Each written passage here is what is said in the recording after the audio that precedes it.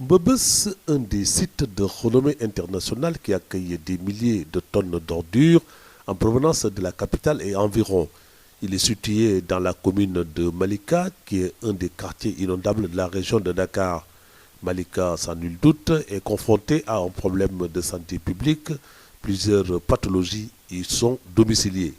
Il y a là des zones d'habitation, il y avait des inondations, il y a des pathologies comme telles que des diarrhées, il y a aussi le palu qu'on est en train de constater, il y a la tuberculose, parce que vous savez qu'il y a tout juste Mbebes qui est une zone, je ne sais pas comment qualifier ça. Pour faire face à toutes ces maladies endémiques dans la commune parfois perméable aux épidémies, l'État du Sénégal et les collectivités locales ont fait des efforts en postes et cases de santé.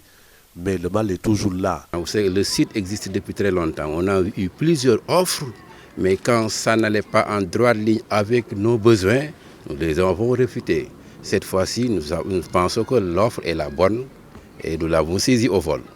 Et je pense que ça va générer un plateau tel que nous souhaiterions qu'il soit. Mais nous allons voir les statistiques pour voir quelles sont les pathologies les plus courantes. Voilà ce que l'association humanitaire pour la lutte contre les souffrances a bien compris pour s'investir à fond dans des actions humaines sociales.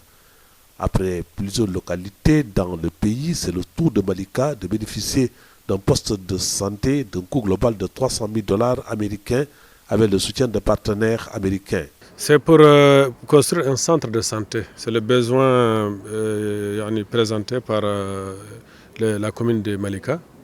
Donc nous avons étudié le projet et nous avons décidé de le construire. Donc c'est un centre de santé de R+D, donc qui va comporter beaucoup de blocs. Il y aura des endroits pour les gynécologies, pédiatrie, blocs opératoires, ainsi de suite.